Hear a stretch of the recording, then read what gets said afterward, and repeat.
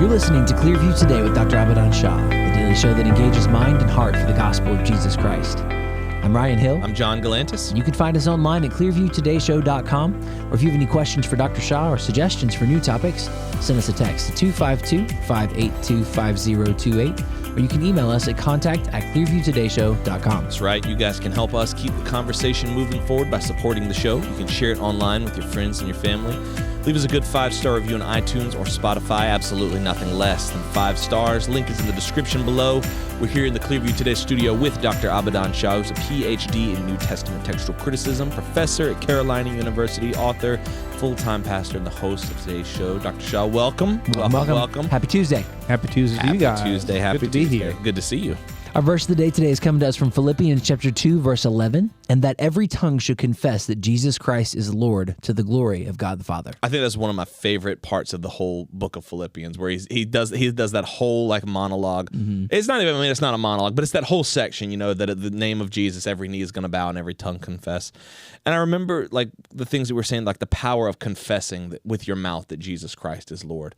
And Dr. Shah, I think you said it from the pulpit, and I'm sure there's tons of people who have said it, but I always remember the way you said it, that it's not that, hey, you should really confess Jesus Christ. It's that at the end of the line, you will confess. Yeah, every tongue is going to say it, whether they believe it, whether they want to or not. That's right. Now, it does not mean that automatically guarantees you into heaven, because that's universalism. Right. But this does say that everyone will confess. And, of course, if you read what the Bible says about even the demons believe and shudder. Mm-hmm. So they confess all the time, but they don't confess unto salvation. There's a distinction there. Mm-hmm. Yeah.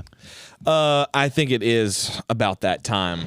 Welcome to the Grapevine. Welcome to the Grapevine. Here, we'll do it. 1, 2, 3. Welcome to the Grapevine. This is the segment of our show where we talk about all those little moments in life that just get under your skin. I heard David's mom say something the other day that reminded me of stuff that my mom used to say to me. And I want to run this by you, see if it's just a North Carolina thing, see if maybe your parents did anything similar.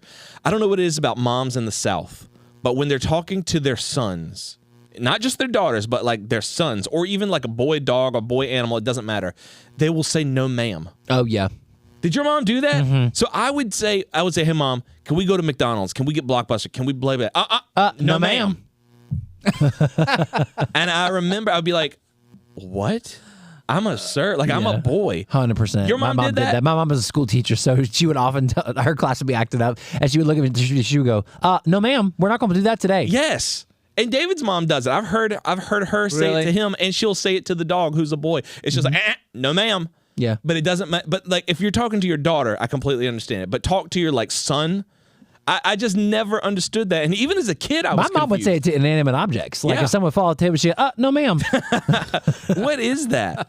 Well, I mean, you want to jump in on something there? You were about to? Well, I was going to say something. It'll kind of reveal our hand a little bit. We recorded a show for tomorrow, but I was going to say by the dog, he means the actual dog, not her friend. The actual but dog. For those who are listening, you'll get it tomorrow. Yeah, you'll get that tomorrow. Did your parents ever do stuff like that where you're like, what you said didn't make any sense? It sounded authoritative, but I don't understand this. Not in this particular instance. I mean, it was not about. They wouldn't say no, ma'am. There was this. This is the different culture. Right. But there were other things they would say that was like, huh, okay, whatever. Do you remember any of them? I don't. Or did they have any? Did they have any like things that at the time you didn't understand the way they would do stuff? Like I don't know. A lot of those things. Really? I didn't understand why they did it. I just never understood that whole no ma'am thing. And I've even seen my sister doing it with her son. I was going to say, yes. I'm pretty sure Elizabeth has done that. Really? Yeah. Where she will say no ma'am to no Noah. ma'am. No Yeah, ma'am. like I would see my sister had a baby. He's not quite 1, but he'll be reaching for stuff and she'll be like, no ma'am. I'm like, it's gonna continue. It's just generational at this point. I will probably be the the outsider who will say, no, sir. Yeah. I do that. Like if Gavin goes to do something, like, hey, no, sir. Yeah. I've never seen Ellie do it. I wonder if Ellie's parents did that. I don't think they did, but my mom definitely did. I called her before we started recording the show, and I was like, why did you used to do that? She was like, I don't know. Yeah. That don't ever make sense to I think it's me. a Southern mom thing. I think there's a lot of moms. I was like, did you hear your South. mom do it? So I want to know from the Southern moms and the Southern women who are listening to this now, do you say no ma'am to your son? Maybe write to us. Tell us. Text in, and if you do, why do you do that? Yeah, it's not really a ma'am in reference to the person that they're talking to. It's just kind of an extension of no. Like, no ma'am. It's just it's a weird exclamation mark. Yeah. But it will leave your sons definitely feeling confused. Just confused. Why? I would be like, it would always, and I heard it for years and years, Yep. but it always stopped me in my tracks. Just instant question marks. Which maybe that was the purpose behind it. Maybe. Write in and let us know, Southern moms out there. Let us know if you are a no ma'am mom. 252-582-5028. Don't go anywhere. We're going to take a quick break and be right back with more Clearview Today. Hey, Clearview Today listeners. Every day we invite you to join us in these conversations and explore the never-ending truth of God's Word. And if you've been following the show for a while, if you feel like it's blessed you and you believe in the mission we're on, we invite you to partner with us through your financial support. That's right. Your giving helps us keep the message of the gospel reaching more hearts and minds every day. And when you give for the gospel, that's not an act of generosity. That's an act of worship.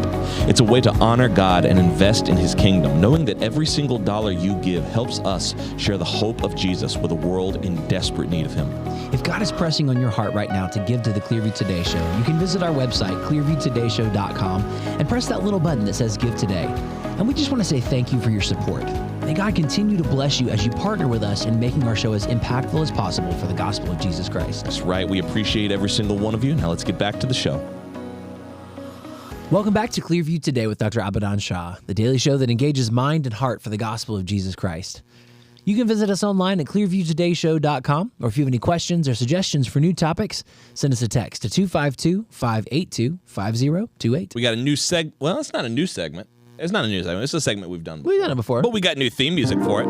Ladies and gentlemen, welcome to Dr. Shah's Book Club. Every month we take this time to dive deep into the books that shape our faith, challenge our minds, and inspire our daily walk with Christ.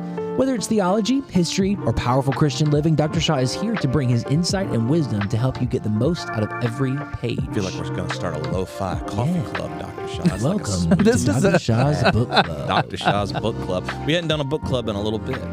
I feel like I'm on some balcony somewhere at a restaurant, at a hotel restaurant. There's like a poet on stage. We're snapping. Yeah, for some the waiter reason. is not even called a waiter. He's garçon. Oh, garçon. Garçon. What does garçon even mean? No I hear idea. fancy people say I have it. no clue. I don't know. So do you want to? So maybe this book club should have a little bit of build up. Okay. Because there's things that have been happening in the community. We've been talking about it a little bit on the show. There was a church. There was a church in our community. Well, really in a surrounding community that posted some very, very inflammatory. The pastor did. The pastor, yes, yeah. That's great point. He posted some very controversial things about homosexuality. Number one, the entire thing was generated by ChatGPT. Just to put that out, like the cadence was identical. But we saw lots and lots and lots of people online loving it and commenting, oh my goodness, thank you so much for posting this. Thank you. This is exactly what we needed. A lot of people just putting this. More Christians need to understand this. And so what we didn't see online, but what was happening beneath the surface was people did not like it. Yeah. They felt very unsure about what to think. They felt very betrayed by their pastor and by their church, and so they started contacting and other people in the community Yes. who were also concerned because somehow they were either connected through other family and friends to that church. And so, I got a significant number of messages to say, hey, I don't know what to think. Can you help? Right. And you did. And you talked to those people, and I remember the way that all those conversations started going. People were like, yeah, I'm very convinced that this is not, but we still didn't see people reaching out or like speaking out, I should say. Speaking out, right. Speaking out. So we spoke out as Clearview. We spoke out online, and you spoke out. And the ones who did speak out, it was not really strong and bold. It was like, hey, that's just me, but maybe, I get where you're coming from, and so those kind of things. But it was not as clear and courageous. It was sort of very mealy-mouthed. So we spoke out, and the situation, I don't even know if I want to say it resolved itself. I'm not sure really what to think of how everything ended up. But once we started speaking out, more people online started speaking. Absolutely. Mm-hmm. More people started growing a spine and saying, listen, this isn't right. Yeah. We don't want this in our community.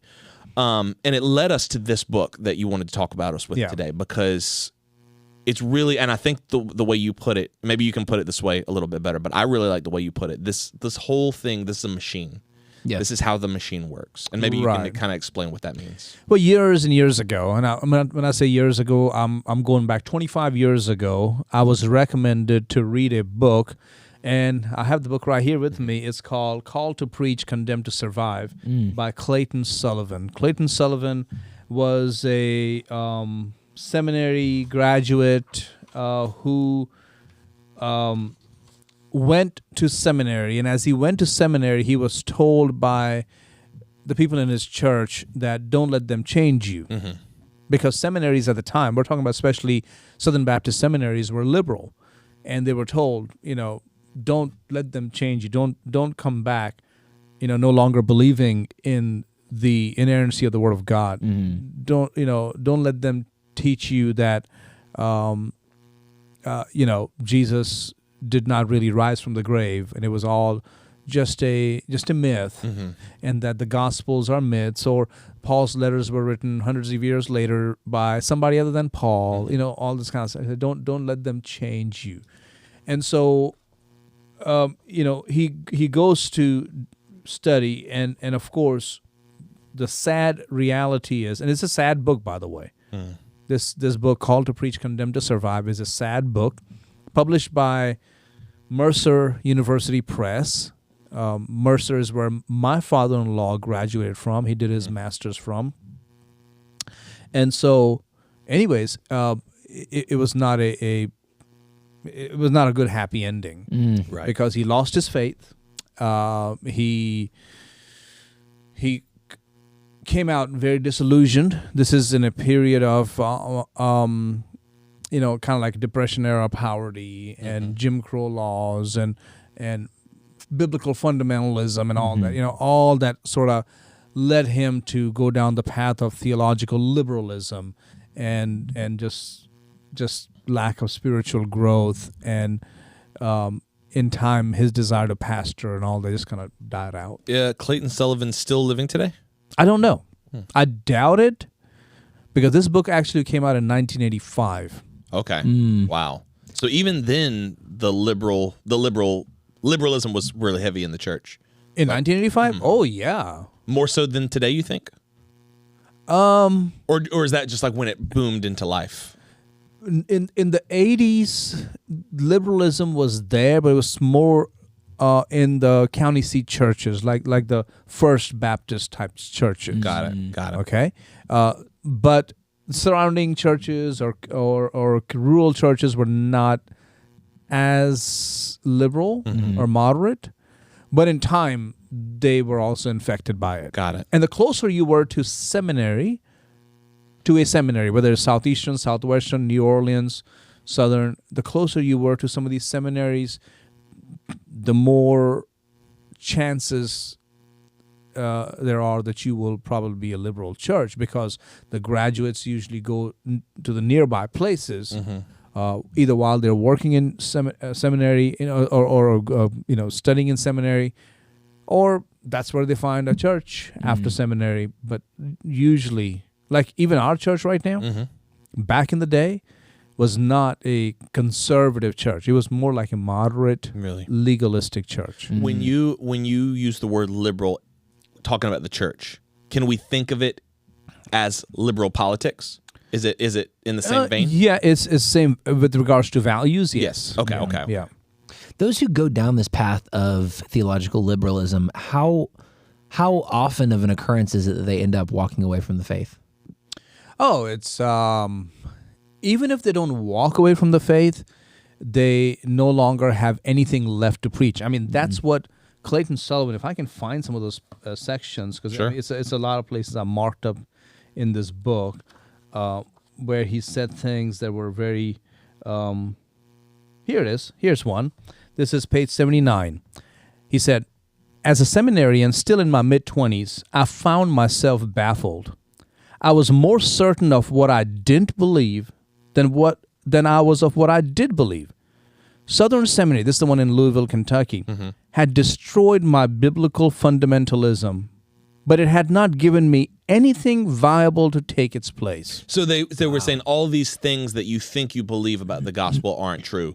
And then instead of saying, here's what is true, it's just tearing down his fundamental beliefs. So that's why you get into the social gospel type stuff. It's like feed the hungry, help the needy, and then you take on causes, whether causes like fight against racism. And by the way, liberals are just as racist as anybody else, but they love to think that they are fighting against racism. Right. Okay, it's a mirage. Of course. And then also stand up for the marginalized. So who will you stand up for? Well, of course you'll stand up for the gay or the lesbians or the transgender movements or the immigrants or whatever, or at least they claim to be. Okay, but they don't really do anything. They claim to be. It's like, I am for them because Jesus would be for them. But they're doing that in a sense to cover up the fact that they have no actual core fundamental beliefs to build on. So there's nothing left to so it's like good works, guys. That's what it comes down to. But salvation is not any longer as critical. Gotcha. Because what are you being saved from? Sin? Because sin has to be minimized. Because sin means you're a bad person. I can't say that. Right. I can't say you're a bad person. I cannot be a mean guy and say that to you. So I'm no longer going to say that. I'm not going to focus on your sinfulness and your need for a savior. None of that. Now it's everybody's good. We just got to help each other get through the journey of life. That's why liberal theology and liberalism typically takes on causes like that, so that I don't have to focus on my sin. Yeah, but that does not mean for a single solitary second that those people genuinely care about those people. Right. I'm not saying that everybody's like that. No, there are people who do care. But then there are people who do care even among conservatives. Right. Okay? I know people in conservative circles who don't care. Yeah.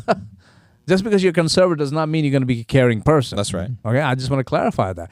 It happens when you truly have a heart for humanity because God has a heart for humanity. God so loved the world that he gave his only begotten son. So you have the same heart and you want to help people who are hurting. Okay? Now, liberal theology or people who espouse to that will try to do that, but from a whole different motive. Because it's the appearance of being loving virtuous and loving, virtuous and to shift the focus away from sin and corruption and death and forgiveness. So now let's talk about how to lift humanity. Do you feel like I think you're kind of causing me to think right now. So this may not be the perfectly construed sentence or points, but do you feel like that's why a lot of times if you ask a liberal person, whether it's liberal theologically or just politically, if you ask them what their core values are, it's almost always to do with others? Yeah. Because I don't really hear that a lot from conservatives. Conservatives is like, I think we need to be strong, we need to be an independent nation, we need to be this and we need to be that. But with liberals, it's typically always, I believe in helping others, fighting for the weak, it's almost always outward based because there's no work being done here. Right. In the because self. there's no need for it. You're just hurting, and so we need to just help each other. Right. Or stop hurting. Right. Or help them to be justified in how they feel. You don't need to have that that conflict inside of you of being a person who needs forgiveness or a person who needs to change their sinful sexual lifestyle. No, you just need to be confirmed and loved and affirmed. So this was happening in the seminaries as well. Yeah. When you were going through seminary, did you feel like was it happening there as well? Or was no. By the time I came, there was a conservative resurgence in the Southern Baptist Convention, so things were very different. It had already happened. I came in the seminary setting in 1996. The conservative resurgence had already happened since like 91, 92. Okay. So all that had changed. So you were getting good, solid, fundamental theological training. I was. Gotcha. There were some professors who had more of a moderate bend. I'm not against them. I don't hate them. I mean, I read commentaries by people who are moderates, and I'm fine with that. because I know where the meat is and where the bones are, and I can eat it and throw it away because they were experts in certain areas, but not in others. So I'm not going to like say, I don't read anybody but no, I read them, but I also have sense enough to understand, I know why he's saying that. Yeah. I know why she is saying that. I can't really buy that. What was your goal going into reading this book? What did you hope to gain from it? So when I came into the Southern Baptist life, that was because of Nicole. Nicole's dad was a Southern Baptist pastor and missionary as well. So I chose to go to Southern Baptist Church. I did not grow up Southern Baptist. I grew up Christian Missionary Alliance. So it was a change for me. So I was like, I'm going to learn about Southern Baptist. What are they all about? And then everybody's like, there's a conservative resurgence, that has happened. I'm like, what is that? I didn't know a thing about it. I would like to do an episode. We clearly don't have time today, but I would like to do an episode on what Christian Missionary Alliance is and how it differs from Southern Baptist. Because I've heard you talk about it multiple times, but never. I have no clue like what the differences what is are. Actually I would the really difference, love to talk about that one. Sure. I'll be glad to do that. Sure. But yeah, why did I choose this? So I can educate myself. So I read books like Baptist Battles by Nancy Ammerman. I read books about the Baptist Reformation by Jerry Sutton. And then, of course, Called to Preach, Condemned to Survive by Clayton Sullivan. I read other than books that were required for Baptist history class. I was reading those anyways. What does he mean by that, condemned to survive? Means, once you lose all your faith, you just have the rest of your life to gotta live. You gotta survive. Wow. Now you have to find ways to get an income. What a grim existence. It's a sad book. Yeah. It's a sad book. It's kind of a noisome book. Do you? Don't do it, man. You go. Yeah. Noisome? What is that? What is that? Noisome means, let me see for a second. I know our listeners are like, what just happened? Yeah, no. Noisome is something harmful or offensive, often related to a smell. Oh. Huh, yeah. Noisome. Never heard of that. Okay. So, I mean, talk about smell. W.A. Criswell gave a famous message. This is back in the day. I'm talking about maybe the early 80s and maybe 79 or something like that at a Southern Baptist Convention meeting. I wasn't there, of course. I was still a kid. Not in a diaper, but I was probably 10 years old. But Nicole's dad remembers hearing that, and he made that famous statement. How did he say it? Yeah, okay. Someone can... a skunk can... Oh, my goodness. Hold on, I got it right here. W.A. Criswell, skunk, liberal. What do you say? He may... A skunk by any other name still stinks because the... yeah, that's what it says. A skunk by any other name still stinks. That's what W. Criswell said? Mm-hmm. That's what it says. Okay. Hang on. Okay. And anybody else find anything different? That's it? I can find the context. It's part of a big message, and I mean people went crazy. It says he preached a message. I don't know if this is what it's from, but the skunk sermon in 1988. 88. Okay. 88. At the Southern Baptist Convention in San Antonio. That's it. So talk about noisome, smell. I thought I would need to mention that. Yeah, that's good. Yeah, he was talking about moderates, and it says because moderates say we're not liberals. And he was saying a skunk by any other smell is still a skunk. So it says because of the opprobrious epithet liberal, today these people call themselves moderates, but a skunk by any other name still stinks. That's the noisome works. That's a good quote. When it comes to Sullivan, what was his first name? Clayton Sullivan. Do you feel any culpability on his part, or do you feel like by the time he enrolled himself in liberal education, he was doomed? Or is it like, no, you bought into this, you went down that road, not like you deserve what you get, but it's like, do you feel there's more responsibility on the university, on the seminary? Or do you feel like when you go into that setting, you should know you're going into education that is not good for you? We're living in a different era now where we don't have to wonder if a seminary is liberal, moderate, or conservative. We have a good idea because of the information that is available now, right? back in the day, Harold Lindsell wrote a book called Battle for the Bible. And in that book, he exposed a lot of seminaries and denomination and theological institutions that had gone off the deep end. It was a big earth-shattering book, if I may say that. Some may differ with me, but it was an earth. And it was all of a sudden, people were like, oh my goodness, I didn't know that. Yeah. Nowadays, we already know. It's like that school, that university, that seminary, I think they hold to this particular view, or they're weak on this, or they don't stress the inerrancy and authority of the Word of God here. But back in the day, it was tough to do that. I would say it's incumbent on our seminaries, especially Southern Baptist seminaries, to make sure that we are aware of people who may creep in and who may have aberrant theology. And those who are in charge should really do a good job in vetting them, making sure, so you believe this, but you do know, if you believe this, do you also believe this? Because that's connected. Right. And they should be able to answer that. Most of the time, I think the job is being done well, but there are times, once in a while, I've seen it, where people creep in. And, they get in, and then you go, then others are, like the critical race theory stuff. I mean, come on. Somebody should do a better job in vetting who is teaching that. Because do you think they're scared? Do you think they're scared to vet that? Or do you think it's like, well, is it more like we're going to be cool? We're going to be the cool, hip, now happening thing to jump on that bandwagon? I think that's the cool, hip, now happening thing. Gotcha.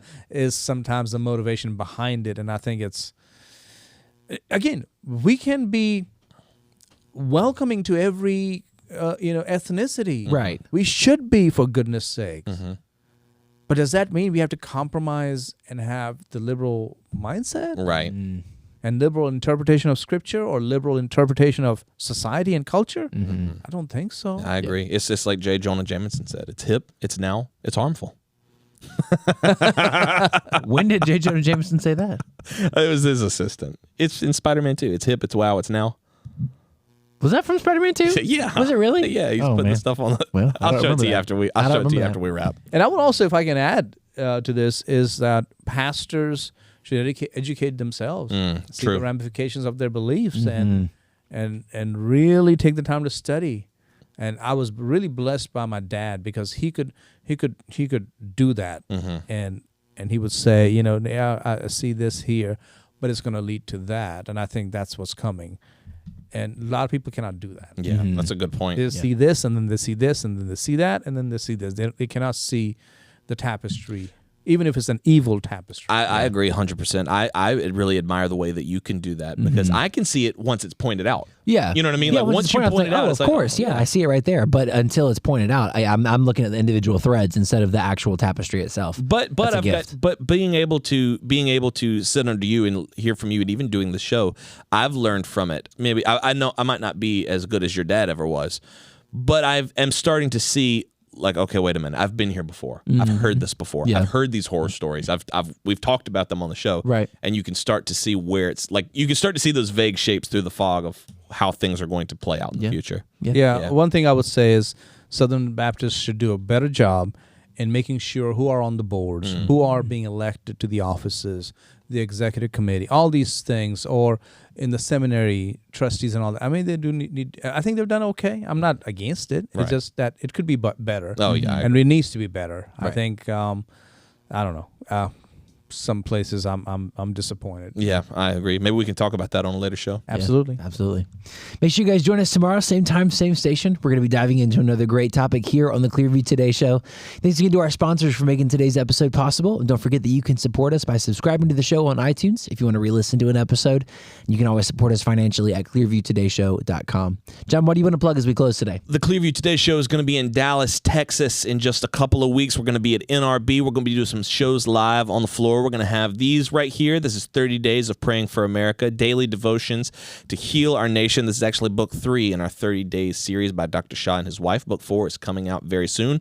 Well, it will at least be announcing it very soon. You can also get all of our original music on iTunes or Spotify. You can get our debut album, Heaven, Here, and Now, in all those places. And a brand new single is on the way. It's called Great and Awesome. We'll let you know as soon as that's out, but it should be very, very soon. That's right. Make sure you guys join us for the conversation tomorrow. We love you guys. We'll see you tomorrow on Clearview Today.